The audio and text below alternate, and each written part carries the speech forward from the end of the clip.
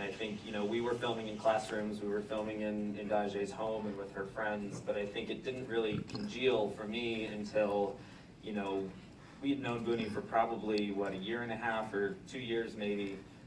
Started talking about a lot of these issues, the way that they were impacting her life, you know, and these were in the in-between moments, and the car rides, and the late nights, and the McDonald's, and the TGI Fridays. And I just remember asking you if you ever wrote any of these things down, or just had a way to kind of get them off your chest, and you're like, yeah, I write a journal every day, and eventually we kind of started talking about opening those up, and she became a true partner in the storytelling. And that was, we couldn't have made the film without that kind of relationship. But certainly, I'd definitely be amiss if I didn't point out that, we had hundreds of hours of footage, a lot of raw verite moments where we didn't know what was going to happen, and the narrative came about over 2 years, in a huge part to our incredible editor, Lily Henderson.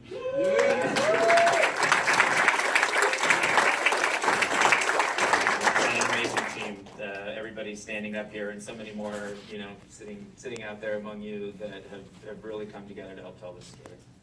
Right. Before we open up to the audience, I also wanted to ask you, Dajae. So, it's one thing to have these guys with you all the time, documenting your life, but how is it to actually see the fully finished film, and what did you feel when you first saw it? The first see the film was exciting, but it was embarrassing on some moments because I seen how I used to act and I was so immature.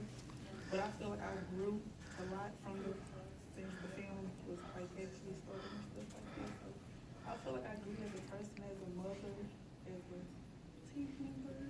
I just feel better. Like I feel like I grew a lot this year. I think it definitely shows, and I think, salute to you for being so brave to put yourself out there. So, yes. So, we are going to open to the audience.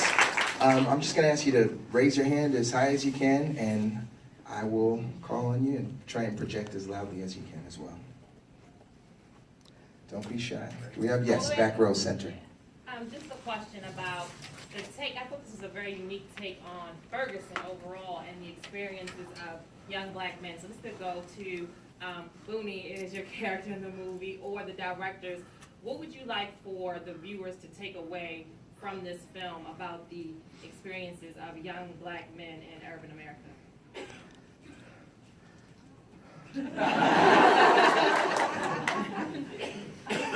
Well, thank you all very much for being here. I certainly appreciate it. I appreciate People Magazine and Jeff Truesdale.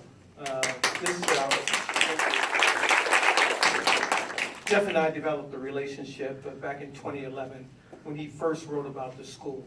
And therein, I believe, was the beginning of the documentary now known as For AKEEM.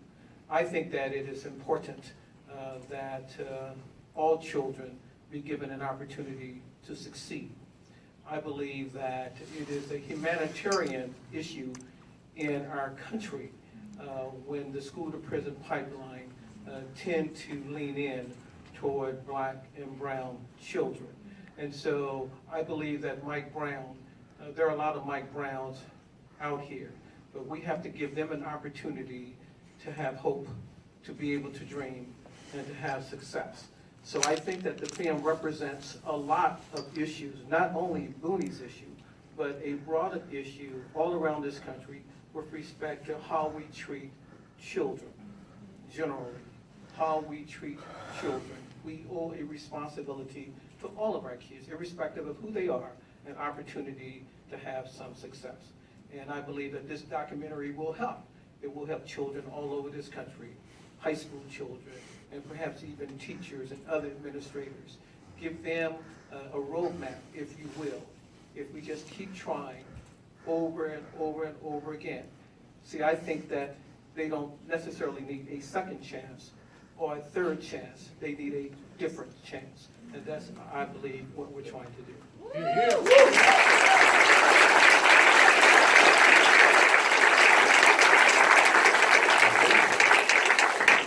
Hello.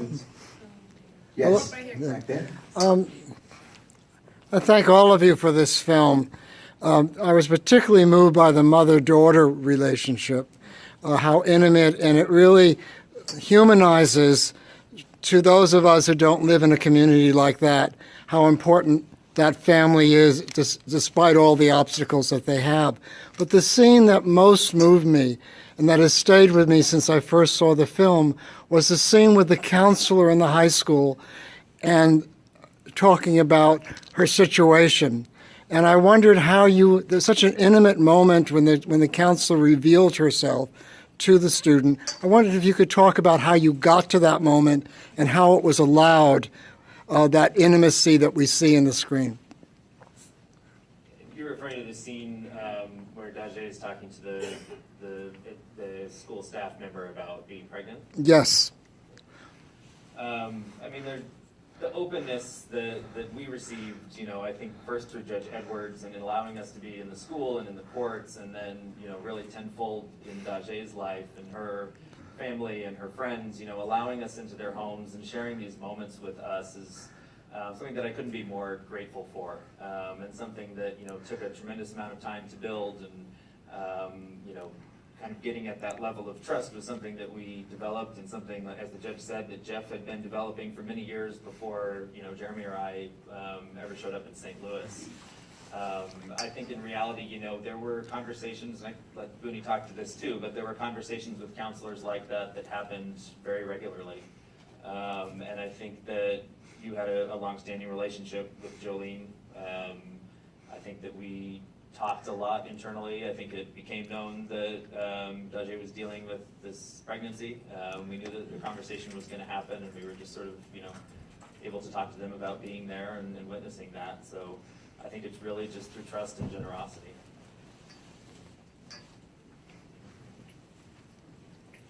Yes. Do you Back have over any there. plans to introduce the film to the students or forthcoming students at the school? Or are there any plans around discussion within that community vis-a-vis the film? Yes, very much so. That's very key to the mission of this film, is to take it into communities of social justice workers, church groups, community activists, and schools, in particular schools where students might see something of themselves reflected on the screen in a way that they're not often reflected. It's very, very important for them to identify with the characters and to understand that these are people who have feelings just like them, experiences just like them, and can relate to this in a way that they don't necessarily relate in watching films, fiction films, feature films, popcorn films. We want them to see this, to communicate, to participate, not to pass any kind of judgment, but to identify with it. Can I just add to that, what about in student audiences outside of poor Black or brown communities? Yeah, I just wanted to say real quickly to add on, just to give a huge thank you, that I don't know how many people recognize that beyond the festival, the Tribeca Film Institute has a larger social mission as well. And I feel very honored that we were able to bring the film to a correctional facility upstate and had a really moving experience, having an open discussion between several of the inmates and Dajae and some of the filmmakers. And that tomorrow, right, Monday?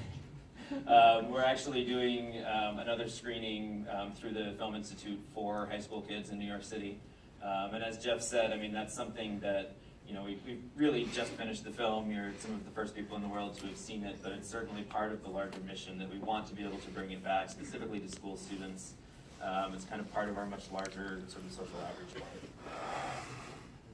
and students in all demographics. We have another question in the front, yes.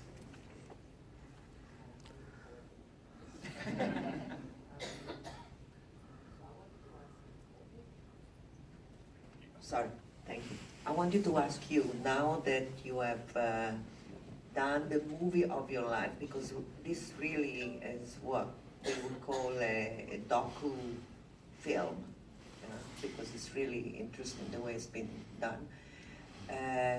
What do you have in mind to do? What do you want to do now with this one thing? And the other question for the judge, how did you manage to set up what you did, create a school like that, I think there must have been also some problems, legal problems and so on, to set up something like that. I would like to understand how you did that.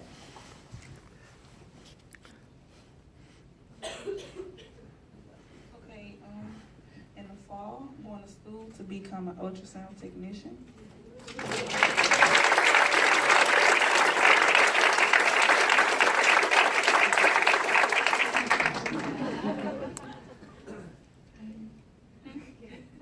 You said my kid? Yes. How they doing?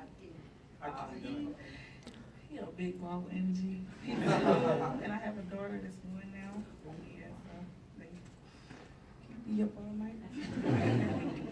But it's fun being a mother. It's like, it doesn't stop there. Like I'm still following my dreams is what I'm trying to say, so.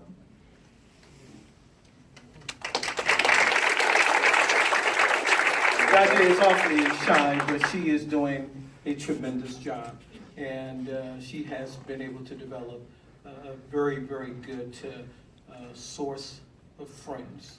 And so I'm very, very proud of her. With respect to Innovative Concept Academy, I decided that after 25 years of being a judge, I am still a judge. I still sit on the bench every single day. But I got tired of sending black children to jail. I always believe that zero tolerance makes zero sense. We don't even expect zero tolerance out of adults. Yet we put children out of school when they don't behave. So I had an opportunity to open the school, primarily to stem the school-to-prison pipeline.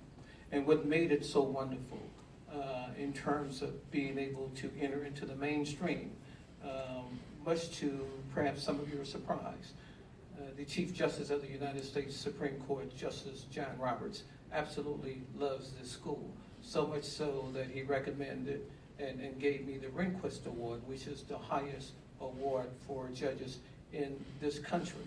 And so I used that. We've been able to use that to have conversations with chief judges all over this country and abroad with respect to how to treat children. We can do a better job.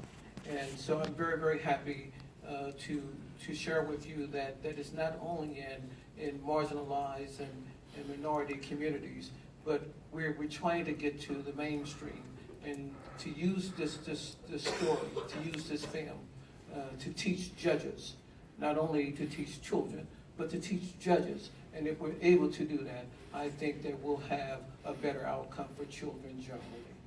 Thank you so much. Folks, thank you for the work that you do. Andy, thank you so much for the film that you brought to us. Yes, we can wrap it up. I think here's one quick thing. I just want to say in regard to Daje's next steps, we are all extremely proud of her. I think, as she said, we've seen her grow in ways that I never would have thought possible at the outset. We've seen so many obstacles that she went through to graduate high school, and we couldn't be happier that she's starting a college program in the fall. We've made a contribution, and as we go around screening the film, we're trying to build a little nest egg that she has a full ride scholarship. She has all of the money that she needs for her tuition, but we're putting some money together to help with things like transportation and childcare and a lot of things to make sure that she's successful in the next chapter of her life. If you've been moved by the film and you're willing to contribute to that, you can find the URL for that on some postcards that we'll have outside. So we'd love for you to join us in contributing to her future as well. Thank you once again, and congratulations.